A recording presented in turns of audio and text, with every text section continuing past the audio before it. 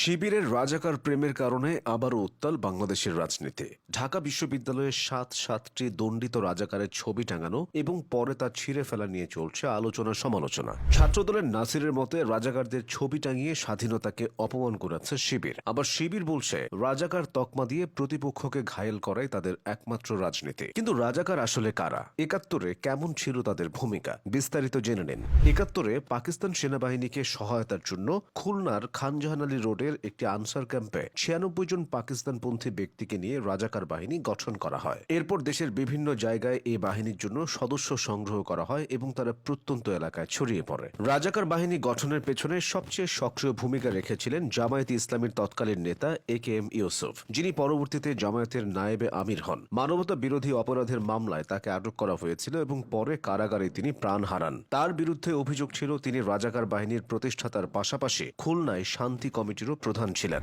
মুক্তিযুদ্ধের প্রথম দিকে রাজাকার বাহিনী ছিল শান্তি কমিটির আওতাধীন। ১৯৭১ সালের জুন মাসে জেনারেল টিক্কা খান রাজাকার আইন জারি করেন। এই বাহিনীতে প্রায় ৫০,০০০ সদস্য ছিল, যারা নিয়মিত মাসিক ভাতা পেতেন। অনেক রাজাকার সদস্য আবার স্বেচ্ছাশ্রমের ভিত্তিতেও কাজ করতেন। রাজাকার বাহিনীর সদস্যরা পাকিস্তানি সৈন্যদের সাথে লড়াইয়ে অংশ নিত, মুক্তিযোদ্ধাদের ধরত, করত কিংবা পাকিস্তানি সেনাবাহিনীর হাতে তুলে দিত। ৭১-এর উত্তাল সময়ে পাকিস্তানি সেনাবাহিনীকে সহায়তার জন্য রাজাকার বাহিনী ছাড়াও শান্তি কমিটি, আল বদর এবং আল শামস বাহিনী গড়ে উঠেছিল। ৭১-এর শান্তি কমিটি গঠনের সাথে সম্পৃক্ত ছিলেন রাজনৈতিক ব্যক্তিত্বরা, যাদের মধ্যে অন্যতম ছিলেন জামায়াতে ইসলামীর নেতা গোলাম আজম এবং মুসলিম লীগ নেতা খাজা খয়রুদ্দিন। অন্যদিকে আল বদর বাহিনীর ৩ থেকে ৫,০০০ সদস্য ছিল। জামায়াতে ইসলামীর তৎকালীন ছাত্র সংগঠন ইসলামী ছাত্র সংঘের নেতাকর্মীরা এই বাহিনীর সাথে সম্পৃক্ত ছিল।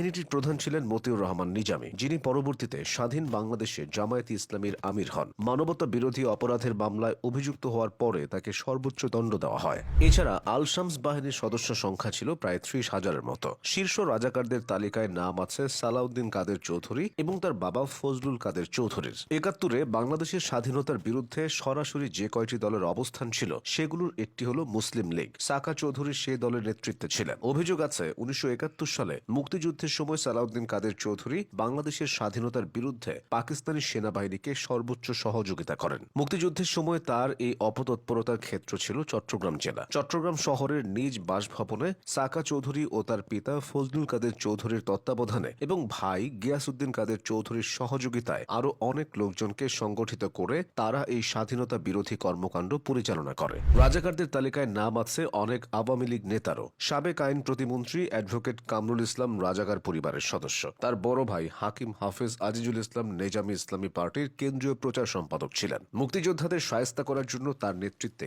ঢাকায় প্রথম শান্তি কমিটি গঠন করা হয়। একই সঙ্গে তিনি রাজাকার, আল বদর ও আল শামস বাহিনীকে সর্বাত্মক সহযোগিতা করেছেন। অ্যাডভোকেট কামরুল ইসলাম নিজেও স্বাধীনতা বিরোধী কর্মকাণ্ডে বড় ভাইকে সার্বিক সহযোগিতা দিয়েছিলেন বলে অভিযোগ আছে। ফরিদপুর ৩ আসনের সাবেক সাংসদ, মন্ত্রী এবং শেখ হাসিনার ঘনিষ্ঠ ইঞ্জিনিয়ার খন্দকার মোশাররফ হোসেনও ছিলেন কুখ্যাত রাজাকার। তার বিরুদ্ধে অভিযোগ তিনি শান্তি বাহিনী গঠন করে মুক্তিযোদ্ধাদের শেষ করার জন্য হানাদার বাহিনীদের প্ররোচিত করেছেন। রাজাকারদের নিয়ে বিতর্কের অন্যতম একটা কারণ ছিল সঠিক তালিকা না হওয়া, আর সাজার ক্ষেত্রেও সমান ন্যায্যতা নিশ্চিত হয়েছে তা বলার উপায় নেই। তবুও জামায়াত শিবিরের রাজাকার প্রেম নিয়ে কম সমালোচনা হচ্ছে না।